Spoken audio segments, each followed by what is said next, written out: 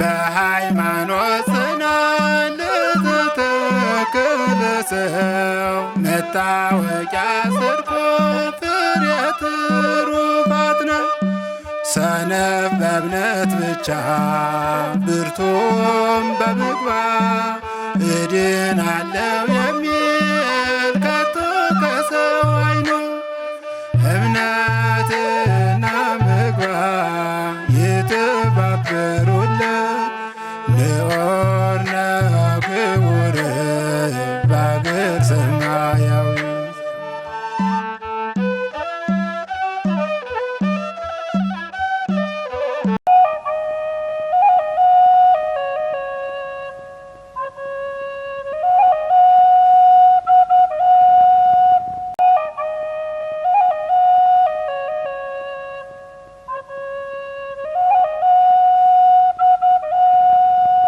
ሰላም ጤና ይስጥልን። በመላው ዓለም የምትገኙ ተመልካቾቻችን እንደምን ሰንብታችኋል? ይህ አውደ ትሩፋት መርሃ ግብራችን ነው። በዛሬው ዝግጅታችን ባለፉት ዓመታት በሀገራችን የተስተዋሉትን ማህበራዊ ቀውሶች ምን ይመስላሉ፣ ለተከሰቱት መፈናቀሎች፣ ስደት፣ ሃይማኖት ተኮር ጥቃቶች ምን አይነት ምላሾች ተሰጡ የሚሉትንና አሁንም እየተካሄደ ያሉትን ሃይማኖት ተኮር ጥቃቶች በዝግጅታችን የምንዳስስ ይሆናል።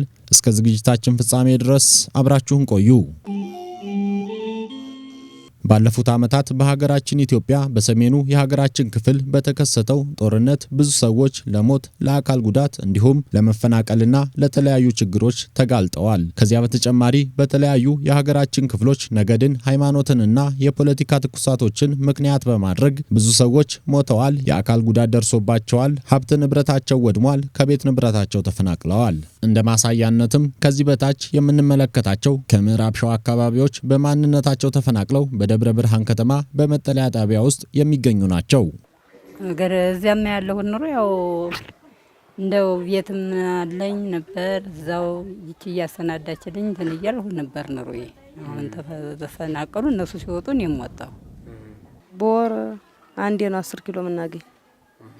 ቦር አንዴ 10 ኪሎ እናገኛለን። በቃ ያችንም ጠብቀን በጣችን ጠብቀን ነው ቦር አንድ ቀን 10 ኪሎ ምናገኝ እንጂ የለም ሌላ ስጦታ እንደልብ ምናምን የለም። በዚህም ተራደሱ ተጨማሪ ስራ አንቺ ትሰሪያለሽ? ለላ አረ ምንም አልሰራ። ምን ስራ አለ እነዚህ ምን እንሰራለን? ምንም የለም ተጨማሪ ስራ የለም።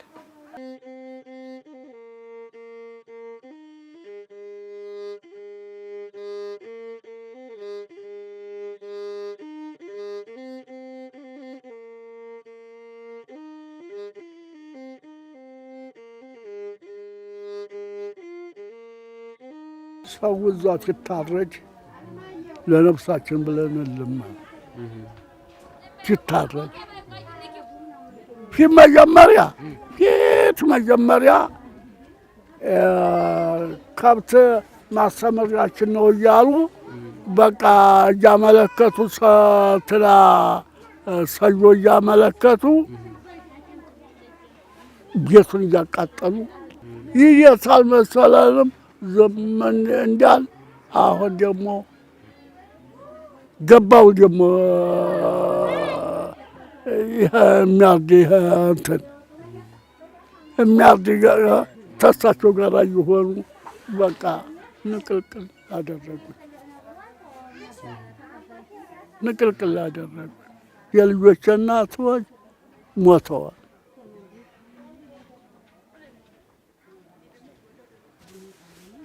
ልጅም የወለድኩልኝ አንድ ወልዶ ሞተ። በቃ እንዲሁ የትም ነች ልጅቷ የትም ነች ያለችበት የቱ ነው ያለችበት እንደው እኛማ አጣው ለመሰብሰብ ችግር ሆነብኝ እና እንዲሁ እንከራተታለሁ እንዲሁ አይኔ አይታይ ጉልበቴም አለቀ። በቃ እንደዚህ አለፈ። አሁን እንዴት ነው መኝታው፣ ምግቡ፣ ልብስ ማግኘታ እንኳን እንዲሁ እዚህ አሪስታቸው ሳተውኝ እንትን ብያለሁ። ምግብ አለቀ።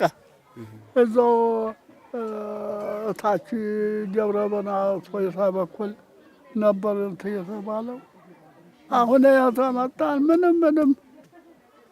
ምንም ያየሁን ነገር የለም።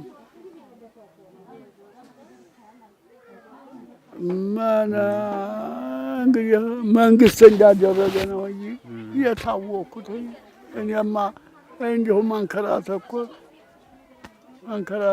ነው። እሱ ጌታ ነው የሚያውቀው። እኔ ምኑን አውቀዋለሁ? እኛ ባልነው አይደለም። እሱ ነው ይህንን ያስነካል። እሱ አምላክ ነው። እሱ ክርስቶስ ነው። ጤንነትማ ምን ያለ ነው? ብርድ ላይ ነው። ጤንነት ምን ይገኛል? ሆዲያችን እንዳይጎድል እንዳይበርደን ነው እንጂ ጤንነትማ ምን ብርድ ላይ ቁጭ ያለ ሰው ምን ጤና አለው? ምድር ዘመረት ይልህ ራሱ ሲረግጡት ውሃ ነው የሚሆነው። ባለፉት ዓመታት ከምዕራብ ሸዋ በተጨማሪ የማንነት ጥቃቶች ሲፈጸምባቸው ከነበሩት አካባቢዎች መካከል ወለጋ ተጠቃሽ ነው። በዚህም ስፍራ በዘር ፖለቲካ፣ በማንነት ተኮር ጥቃት ብዙ ሰዎች ከመኖሪያ ቀያቸው ተፈናቅለው በደብረ ብርሃንና በሰቆጣ ከተማ አሁንም ድረስ በመጠለያ ውስጥ የመከራ ሕይወትን እየገፉ ይገኛሉ። ብዙዎቻችን በ77 በድርቁ ምክንያት ነው ወደ ወለጋ ይሄድ ነው። እንደ ሀቅ ደረጃ ኦሮሚያ በዛ ሰዓት መርፌ ገዝቶ ሰሌን ገዝቶ ምኝታ ሰጥቶ ሴቱ ወጣቱ ሳይቀር በደንብ ተንከባክቦ ነው የተቀበለ በ77 ማለት ነው፣ በድርቁ ምክንያት ማለት ነው። ግን አሁን እንደ እግዚአብሔር እንዳለመታደል ሆኖ በኢትዮጵያ ላይ በመጣው ወረርሽን ዘርና ዘር ብሔርና ብሔር ሲጣላ ወደ ተወለድንበት ሀገር መተናል። የምታያቸው ሴቶች ህፃናቶች እህል እየበሉ አይደለም ያሉት። ቀይ ማሽላም ሆነ ምንም ሆነ ቀን ሰራተኛ አሁን ወጣቶች እዚህ የነበሩ የሄዱት ለነዚህ ሽማግሌዎች ትንሽ አንድ ጣሳ እየገዙ አንድ ወጣት አንድ ጣሳ እየገዛ ንፍሮ እየተሰጣቸው ንፍሮ ቀቅሎ እየተከፋፈለ ነው ያለ። በቃ እስከዚህ ነው ያለ እንጂ ዶቄት 10 ኪሎ የተሰጠ የተባለው 10 ኪሎ ዶቄት ለወር ያደርሳል? ለሚያስብ ሰው 10 ኪሎ ዶቄት ለወር ያደርሳል? አያደርስም። እና እስከዚህ ነው ያለ ብሶት። ለ10 አባወራ 40 ኪሎ እህል ይሰጡናል። ምንም ክክ የላት ዘይት የላት። ያቻው መቅርዳት አልሆነችም ነው። ህፃናት ራሱ የሚለብሱት የለ፣ ያዳር ልብስ የለ፣ ዝጋጃ የለ፣ ምን የለ፣ ፍራሽ የለ። በጣም አደጋ ላይ ነው ያለ ነው። ቤቱን እንደምታዩ ቀን ለፀሐይ አደጋ ተጋላጭ ነን። አዳር ላይም ለብርድ፣ እዛ ላይ ዝናብ፣ ጎርፍ፣ በረዶ ራሱ አንዳንድ ነገር ሲጥል ብዙ አደጋ ነው ያለብን እና ምንም የተረዳነው ነገር የለም። በቅርዳታ የለንም።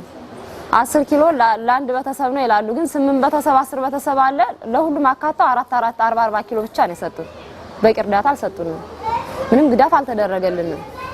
ተደረገልን ማለት አልችልም። እኔ እንደራሴ ህፃናት ይዘን ልብላል ብላ የሚል ተይዞ ወጥ የለው ምን የለው ዘይት የለው።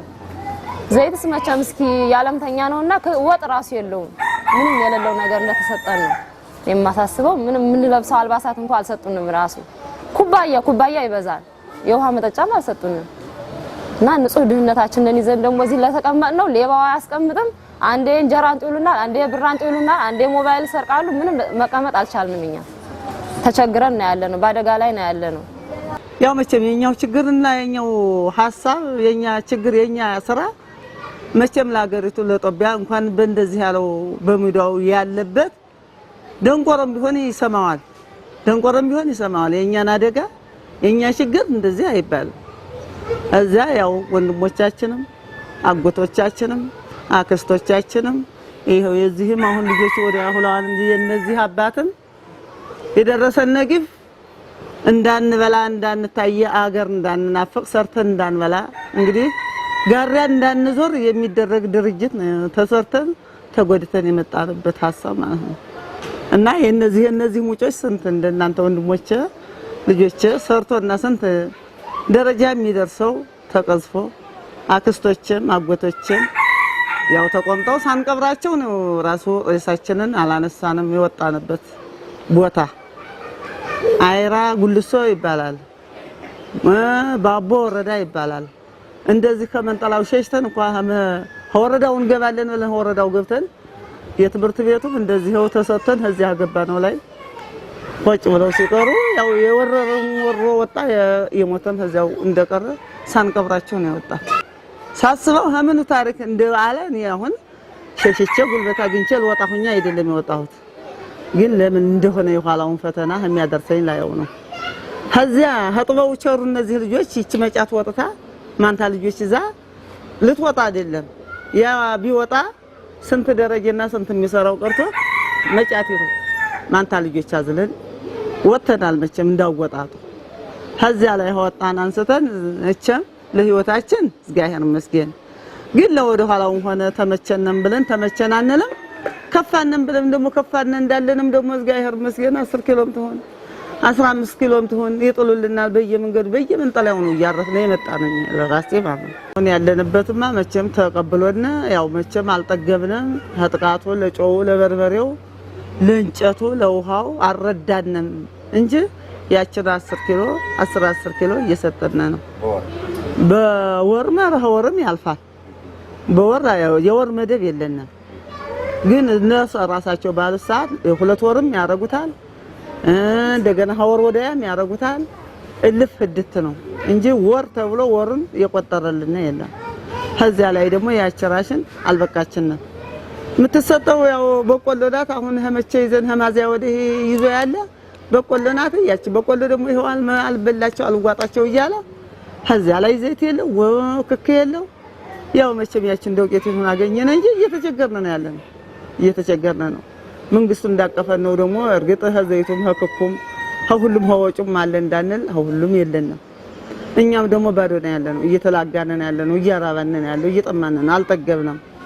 አሁን ቢጨንቃቸው ተወራጨነ ይላሉ ልጆቹ። ያቸው እንጨቱ ክሰሉ በቃ ለመመገብና ለመስራት አልተቻለም። በሌላ በኩል በ2013 ዓ.ም በሰሜኑ የሀገራችን ክፍል ተፈጥሮ የነበረው ደም አፋሳሽ ጦርነት በፕሪቶሪያ በተደረገ የሰላም ስምምነት ጦርነቱ የቆመ ቢሆንም ነገር ግን በጦርነቱ ምክንያት ከተለያዩ የሰቲት ሁመራና አካባቢው የተፈናቀሉ ሰዎች ወደ ቦታቸው ባለመመለሳቸው አሁንም ድረስ በመጠለያ ጣቢያ ውስጥ በረሃብና በብዙ ችግሮች ውስጥ እያሳለፉ ይገኛሉ። እሺ፣ ስሜ ኃይለ ገብረትንሳኤ ይባላል። ከምዕራብ ሰቲት ሁመራ ከተማ የመጣሁት በጥቅምት 2013 ነው የመጣሁት በውጊያው ምክንያት እና እዚህ በመጠለያ ነው የሚገኘው። እምባዳንሾ የሚባል መጠለያ አለ። እዛ መጠለያ ነው የሚገኘው እና መጠለያ ላይ ወደ 5 ዓመት ሊሆነኝ ነው። ወደ 5 ዓመት ወደ ህዳር አካባቢ ወይ ጥቅምት አካባቢ 5 ዓመት ይሞላል ማለት ነው እና ይሄ ነው ሁኔታው። አዎ በጣም መጠለያው በጣም አስቸጋሪ ነው። መጠለያው መጠለያ የለውም፣ ውሃ የለም። የተሰጠው በ2013 እና 2014 አካባቢ የተሰጠው ኬንዳ በጣም ተቀዳደዋል። ህብረተሰቡ በጣም በችግር በነፋስ በብርድ በዝናብ በፀሐይ ነው የሚገኘው እና በጣም አስቸጋሪ ነው ሁኔታው። ከዛው ላይ ረሃብ አለ፣ ችግር አለ፣ ሕክምና የለም። አብዛኛው ሴቶች ወሊድ የሚወልዱ ሴቶች ሕክምና ያገኙም፣ ሽማግሌዎች አሉ ሕክምና ያገኙም። የተለያየ በሽታ በችግር ላይ ናቸው እና የተለያየ በሽታ እያጠቃቸው አብዛኛው በተለይ ሽማግሌዎች ወንድም ሆነ ሴት በሞት ላይ ናቸው። ቢያንስ በቀን 2-3 ሬሳ ነው የሚወጣው ከግቢው እና በቀን ከ18 በላይ አይዲፒ አለ መጠለያ ማለት ነው። በቀን 5-6 ወይም 10 በላይ ሰው እንደሚሞት በረሃብ በሕክምና እርዳታ ማጣት እና በዚህ ምክንያት በጣም በችግር ላይ ነው ያለው ህብረተሰቡ። ምንም አይነት እንትን የለውም እና አብዛኛው ደግሞ የሚሰጠው እርዳታም በጣም የተመናመነ በከፊል ግማሹ ያገኛል፣ ግማሹ አያገኝም። የሚያገኘውም 9 ኪሎ ብቻ ነው የሚያገኘው ለአንድ ተንፋስ ማለት ነው እና 9 ኪሎ ለ30 ቀን ብታካፍላት ምን ያህል ለበርበሬ፣ ለጨው፣ ለተለያየ ነገር አከፋፍለ በጣም በስቃይ ላይ ነው ያለው እና ህብረተሰቡ እናንተ የምታስተላልፉልን ውጭ ላሉ ሰዎችም የእናንተ ሰዎችም ለዓለም ህዝብም የምታስተላልፉልን ህብረተሰቡ በጣም ችግር ላይ ነው ያለው እና ችግሩ የሚፈታው ወደ መረበቱ ወደ አገሩ ወደ ነበረበት ቦታ ሲመለስ ብቻ ነው። እኔ ተፈናቀልኩበት ቦታ ከሁመራ ጣቢያ ራውያን ነኝ። እዚያ ነው ስኖር የነበርኩ። እዚያ ነው ልጆቼ ምንም እየሰራሁ ማሳድግ ነበርኩ። አሁን ግን በተፈናቀል ጊዜ እኔን ከሆመራ እስከ ሽሬ በእግራችን ነው የመጣ። በየመንገዱ ስንት ረሃብ፣ ስንት ሞት፣ ስንት እያየን ሬሳ እየረገጥን ነው የመጣንበት። ምክንያቱም እዚያ ብንሄድም ያው ውጊያ ነው፣ በዚያ ብንሄድም ውጊያ ስለሆነ በየበረሃው እየወደቅን በየራብ እያደረግን ከአንዱ ቆሎ ምናምን እንትን እያደረግን ነው ሽሬ ገባን። እዚህ እንደገባን ደግሞ በጣም ችግር ነበር፣ ብዙ ችግር ነው የነበረ። ተሽሬ ውስጥም እዚያ ዝናብ ይበዛል፣ ኬንዳው ይሞላል። ልጆቹ የት ታስገባቸዋለህ? ምክንያቱም ኬንዳው ቀዳዳ ነው፣ በመሬቱም እንትን ስለሆነ እንደዚህ ችግር አሳልፈናል። ብዙ ችግር ነው ያሳለፍነው። ችግራችን ግን እንደ ችግራችን ሆኖ ስንት ሰው ቀብረን፣ ስንት ህፃን ሞቶ፣ ስንት እርጉዝ ባዶ ወዳ ያደረች ነው እስከዚህ የደረስነው። ግን አሁንም ይሄ እንዲቀጥል ሳንሆን የምንፈልገው ይሄ ማህበረሰብ ዓለም እንዲተባበረን ወደ ቦታችን እንዲመልሰን እኛ ቦታችን ሄደን ቆፍረን ይሁን ከልጆቻችን ጋር እንድንመገብ እቺ ወሳሻ ጎጃችንም እንድንገባ ቤታችን እዚያ ነው ያለ። የሰው ፎቅ ለኛ አይሆንብንም። እቺ ቤታችን ሄደን ብንገባ ፎቅ እንደገባን ነው የምናየው። ህብረተሰባችን በዚህ ብተባበረን ደስ ነው የሚለን። ሰው በሽታ አይገድለውም፣ ራብ ነው የሚገድለው እና በራብ ሰው እዚህ ያለ ኬንዳ ላይ ያለ ወደ ሀገሩ መመለስ ወደ ሀገራችን መመለስ እንፈልጋለን። እንዲሁ ደግሞ እኛ ሁሌም እርዳታ ምንም እንትን ሰው ሰርቶ የሚበላ ነው። አንዳንድ ስንት ወጣት አለ እዚህ ተንከርቶ ስራ የሌለው ማለት ነው። ወደ ሀገራችን መመለስ እንፈልጋለን። በበለጠ ለምታደርጉልን ስጦታ ለምታደርጉልን አገዝ ደግሞ እናመሰግናለን። በመጠለያ ውስጥ ያለ ችግር አሁን እንዲያው ዝናብ የለም። ዝናብ ስለሌለ ዝናብ ሲመጣ ግን ሰው ያውቀዋል፣ ራሳችን እናውቀዋለን እንዴት አድርገን በመጠለያ ውስጥ ታች ሰው ስንት እንደሚሞት ስንት እንደሚታመም። እንደገና ደግሞ ተማሪ ያሉን ተማሪዎች ደግሞ ልጅም አናዝያለሁ። ልጅም ይዘህ በጣም ይከብዳል። እርጉዞችም አሉ፣ እንደዚህ ተማሚ ሰውም አለ። በዚህ በጣም ብዙ ምን ብዬ ልግለጽልህ? ምንም ልገልጽልህ አልችልም። ለአንም በብዙ ሰው ተሰቃይቷል። እኛ አኗኗራችን ፊታችን ሁላ ይመሰክራል ማለት ነው። እዚህ ያለን አኗኗራችን እኛ ካሰም ሁላችን ይወርና ግን በአኗኗራችን በጣም ከፍቶና ያለ ስለከፋን መቼም ምን ልበልህ ለነሱ የሚጠፋቸው ነገር የለም፣ ያዩናል። ይቺ የምትመለከቷት ወጣት ደግሞ የመጀመሪያ ልጇን በዚህ መጠለያ ውስጥ ነው የወለደችው። በሀገራችን ባህል ለአራሶች የሚደረገው እንክብካቤ በዚህ የሰው ልጅ እንደ እንስሳት በበረት ውስጥ ታፍኖ በሚኖርበት መጠለያ ውስጥ አይታሰብም። ወጣቷ አራስ ትናገራለች። ይህ ልጅ በዚህ መጠለያ ውስጥ አልነበረም መወለድ የነበረበት። ነገር ግን ልጅ ሳልወልድ እድሜ እንዳያልፍ በማሰብ ነው እዚህ ውስጥ የወለድኩት ትላለች። መጀመሪያ ወደዋዲ ያው እድሜ እንዳይሄድብኝ ነው እንጂ እዚህ መወለድ አይደለም። ግን ቁጭ ካልኩኝ እድሜ ይሄዳል ነው። በጣም መሞት ይሻላል። አሁን ህይወት የምንዘራ ያለን አሁን ነው አለ 15 ኪሎ ላንድ የሚመጣ አለ ያለው ሆኖ በጣም ጥሩ ነው ያለና እንሰጣለን። ህይወት ዘርተናል። የሞቱት ነው የቀራቸው እንጂ የሰነበት ነው። አሁንም መሰነበትም እንችላለን። ተስፋ አግኝተናል። 5 ዓመታችን አርገን ዓመተ ምህረት አናውቀውም። 5 ዓመት ግን አርገን ህይወታችን አመወጣ 5 ዓመታችን አርገን አሁን በክፋት የተከፋና የተሸገረስ አሁን በሀገራችን ኢትዮጵያ ለዘመናት ሲዘራ የነበረው የጥላቻ ፖለቲካና ቤተክርስቲያንን ለዘመናት በጠላትነት ሲፈርጁ የነበሩ ኃይሎች በተለያዩ ጊዜያት የሚፈጠሩ ክስተቶችን እንደ ጥሩ አጋጣሚ በመጠቀም በክርስቲያኖች ላይ ግድያ፣ ማፈናቀል፣ የንብረት ማውደም ሲፈጽሙ ቆይተዋል። ዛሬም ሃይባይ ስለሌለ በምስራቅ አርሲና በተለያዩ የምዕራብ ሐረርጌ አካባቢዎች በክርስቲያኖች ላይ ግድያ፣ የማፈናቀል ስራዎች እየተሰሩ ይገኛሉ። በተለይ በምስራቅ አርሲ ያለው እልቂት ዛሬ የጀመረ ሳይሆን ባለፉት 2 ዓመታት የተጠናና በተደራጀ መልኩ በኦርቶዶክሳውያን ላይ ያነጣጠረ ጥቃት በመፈጸሙ ከ200 በላይ ኦርቶዶክሳውያን ተገድለዋል፣ ሀብት ንብረታቸው ወድሟል፣ አብያተ ክርስቲያናት ተቃጥለዋል፣ ንዋያተ ቅድሳት በእሳት ጋይተዋል።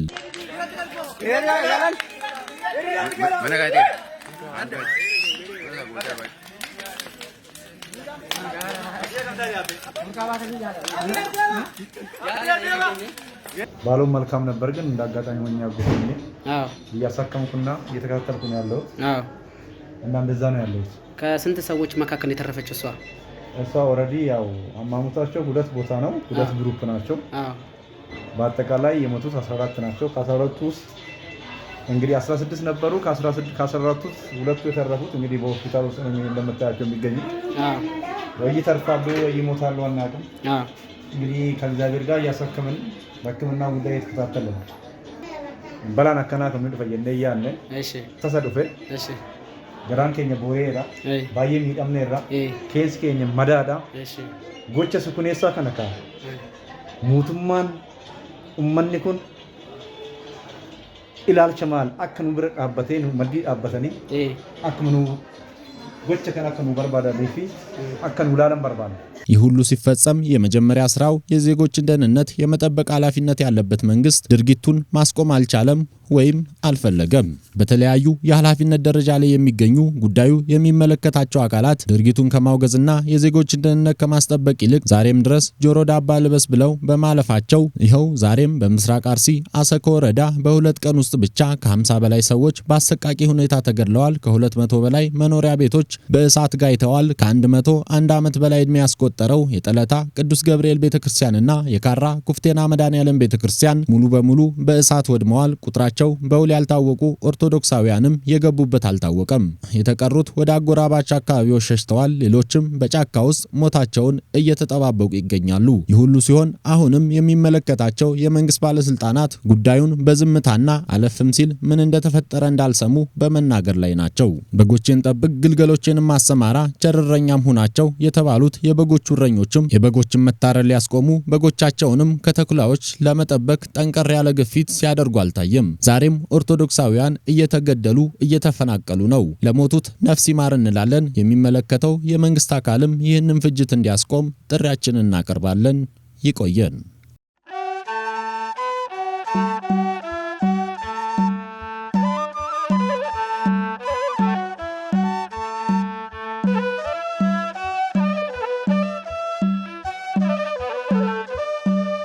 በሃይማኖት ጽናት ለተተከለ ሰው መታወቂያ ጽድቁ ፍሬ ትሩፋት ነው። ሰነፍ በእምነት ብቻ ብርቱም በምግባር እድናለው